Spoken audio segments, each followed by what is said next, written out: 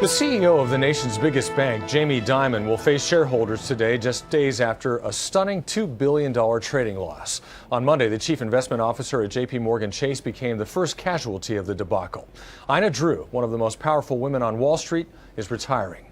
Meanwhile, JPMorgan stock continues to fall. It's lost $19 billion in value since Friday, more than 12% of its total worth. Joining us is Rick Newman, Chief Business Correspondent for U.S. News and World Report. He's also the author of Rebounders, How Winners Pivot From Setback to Success. And good morning, Rick. Hi, man. Thanks for joining with us, joining us today. So JPMorgan Chase, big loss.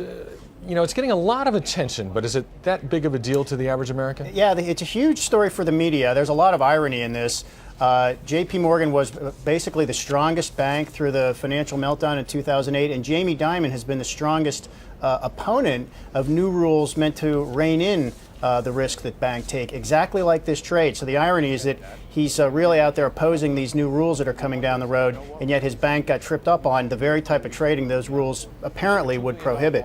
But I don't think this means a lot for ordinary people. I mean, it does seem to be a contained loss if there's not much more to it than we know right now. JPMorgan lost a bunch of money on it, but JPMorgan is still a sound bank. It's not at risk of going under the way some of the banks were in 2008, and it doesn't seem like we're going to get any contagion effect out of this either. So this does seem to be one big blip in one bank's profitability, but I think it stops there. And as you mentioned, it's not illegal to make bad decisions. It's only illegal if they try to sweep it under the rug. That's right. So everyone's scratching their heads saying, well, how could this happen all over again? But there's no law or rule against losing money. I mean, this happens all the time in the normal ebb and flow of trades.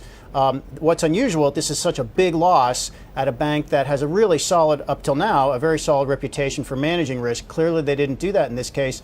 But there's no reason necessarily to think there's anything illegal or improper about it. The only thing that regulators are looking at, as far as we know, is whether JPMorgan and its leaders, including Jamie Dimon, disclose the information in a timely way. In other words, they didn't sit on it for weeks or months and therefore deceive investors and shareholders and things like that. Now, there's something called the Dodd-Frank Act that was put into place. Did that work here? Is it working? Didn't work? Well, people can be confused about this. They have a right to be confused about this because this law passed a couple years ago, but it really hasn't gone into effect yet. This is actually a series of dozens of regulations that are kind of going into effect on a rolling basis because the Congress passed the law, the president signed the law, but then all these regulatory agencies like the SEC, the Federal Reserve, and others, they had to actually write the detailed regulations, which is taking a long time.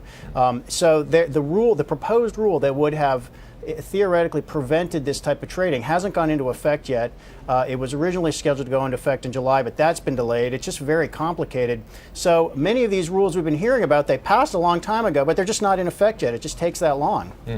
Dimon is facing shareholders soon. Yep. There seems to be an accountability toward people at the top when they make these mistakes. Is that your opinion more these days? One of the things I actually thought was refreshing about the way Jamie Dimon has handled this so far is he did come right out and say, look, we made a mistake. It was our fault. He's not blaming external forces, which is what we heard so much of in 2008 during all those meltdowns. You know, it was the government's fault. It was competitors' fault. Lenders were calling in their loans. We hardly heard any CEO saying, look, my company's in trouble because it's my fault. And Jamie Dimon did say that. We're seeing some shareholder activism that's actually taking hold here in a few other companies. The CEO of Yahoo just resigned because there was some controversy about his educational stuff he put on his resume that apparently was inaccurate. That was driven by a hedge fund that owns about 6% of Yahoo. They effectively got the guy kicked out. We're seeing this sort of thing happen in a couple other companies. I think shareholder activists are encouraged that maybe finally shareholders are gaining a little more power and holding leaders of businesses accountable. Okay, so lastly, I want to talk to you about the economy. There's a new CBS News New York Times poll. 36% say the economy is improving, 3 times as much as last September. Are we headed in the right direction? We are headed in the right direction in fits and starts. I mean, so what we have had for a while is a slowly growing economy with a lot of volatility. And most economists say this is what we're going to have for the future. So things like this surprise out of the banks, you know, the economy is just very vulnerable to shocks. It is growing, but it's vulnerable to shocks. So everyone gets rattled when something like this happens. And of course, we've got this big problem in Europe with Greece is still insolvent and may end up leaving the Eurozone. That would be chaotic. No one's sure how chaotic. So that's the famous uncertainty that investors hate. It upsets everybody, but fundamentally, the underlying economy is growing and it's getting back on track. Excellent. Rick Newman, thank you very much for joining us this morning. Rick Newman, Chief Business Correspondent for U.S. News and World Report, and his book is called Rebounders, How Winners Pivot From Setback to Success, on sale now.